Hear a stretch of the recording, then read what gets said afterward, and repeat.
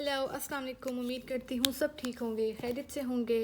कल मैंने video upload की थी सेंटेंस करेक्शन की, तो मुझे काफ़ी डीएम आए कि आप प्लीज़ हमें थोड़ा सा गाइडेंस दे दें इस बारे में कि सेंटेंस जो है वो कैसे करेक्ट किया जाए, या कोई रूल्स होते हैं, कोई एडवाइस जो आप देना चाहें।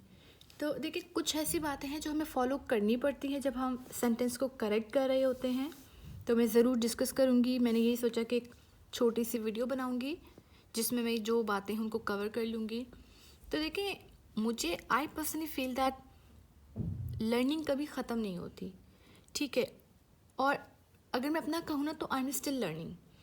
तो ये एक प्रोसेस है जो कभी ख़त्म नहीं होता।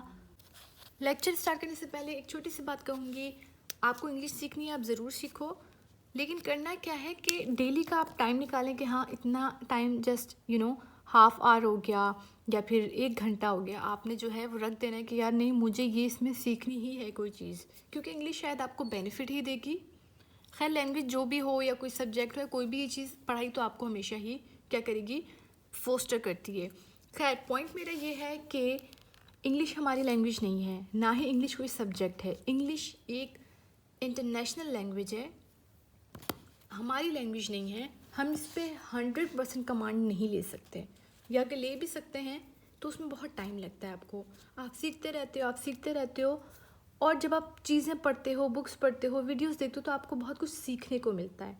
तो लर्निंग नेवर एंडिंग प्रोसेस है फॉर मी, ठीक है। मैं तो अभी भी सीखती हूँ चीज़ें, उनको कोशिश करती हूँ कि हर चीज़ सही हो। देखिए, एरर हो जाता है कहीं ना कहीं, कभी ना कभी हो जाता है, तो इट इज़ टोटली ओके। अगर आप बिगिनर हो तो कोशिश करो सीखने की, बोलने की प्रैक्टिस करो, ताकि जो है वो चीज़ें या कोई भी चीज़ जो है वो उस पर आप कमांड ले सको, ठीक है। अब देखो, सेंटेंस करेक्शन, अब कोई भी सेंटेंस है हमें करेक्ट करना है, मैं किन चीज़ों को फॉलो करती हूँ, और मैं ये रिकमेंड भी करूँगी कि आप भी वो चीज़ें फॉलो करो। कोई आपके पास एग्ज़ाम में अगर आया है ना, कोई भी सेंटेंस है कि उसको करेक्ट करना है या एरर फ्री सेंटेंस आप लिखते हैं, तो आपने सबसे पहले उस सेंटेंस को 2 से 3 बार पढ़ना है।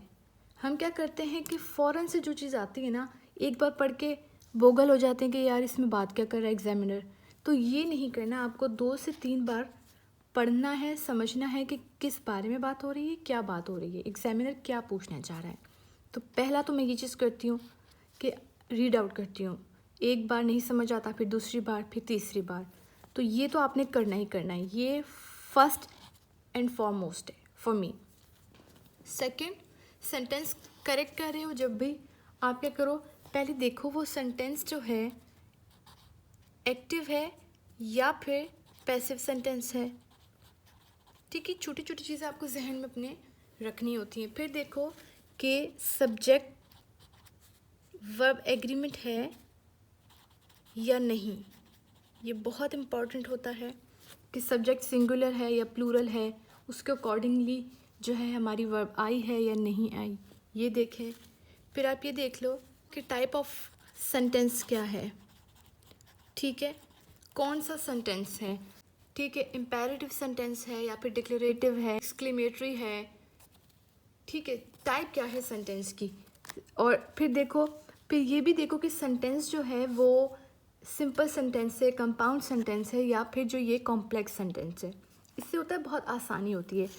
फिर पार्ट्स ऑफ स्पीच को आइडेंटिफाई करने की कोशिश करें।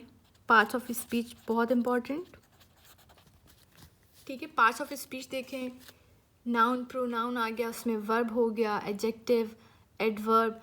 इसके बाद आप ये भी देखो, बहुत सारे बच्चे क्या करते हैं, इग्नोर कर देते हैं पंक्चुएशन को। पंक्चुएशन को आपने इग्नोर नहीं करना, ठीक है। सेंटेंस कंप्लीट ही तब होता है जब उसमें ये सेंटेंस है, उसके बाद ये सेंटेंस है, उसके बाद फुल स्टॉप लग के ख़त्म हो रहा है, तो ये एरर फ्री सेंटेंस हो जाएगा। कभी क्या होता है कि फुल स्टॉप ही नहीं लगा हुआ होता, या अगर इंटेरोगेटिव सेंटेंस है तो उसमें क्वेश्चन मार्क ही नहीं होता, और हम समझते हैं पता नहीं क्या एरर है, हम समझ ही नहीं पाते, ठीक है। तो छोटी छोटी चीज़ें अपने जहन में आपको रखनी पड़ती हैं। ये हो गया। इसके बाद नरेशन चेक करें आप उसकी, ठीक है, सेंटेंस डायरेक्ट है, इनडायरेक्ट है। फिर उसमें आप ये देखो कि जेरेंट यूज़ हुआ है या नहीं, या इन्फिनेटिव है सेंटेंस में या नहीं, ये चीज़ें भी बड़ी मैटर करती हैं। तो मैं इन चीज़ों को फॉलो करती हूँ। ठीक है, अब अगर मैं एक छोटी सी एग्जांपल दूँ ना, कभी कभी क्या होता है कि छोटी सी गलती होती है लेकिन हमें लगता नहीं, पता नहीं क्या गलती होगी कोई। अब कल जो CSS में एक सेंटेंस आया था, आई मैनेज कंप्लीटिंग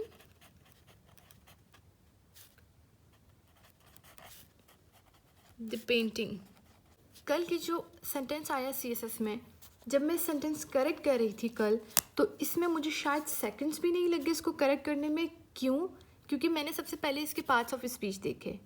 यहाँ मैंने देखा कि भाई ये आपका प्रोनाउन और सब्जेक्ट है, ठीक है। फिर यहाँ पे आ गया वर्ब, इसके बाद क्या था हमारे पास, इस मैनेज के बाद आ रहा है जेरेंट, और ये आ गया नाउन जो कि है पेंटिंग।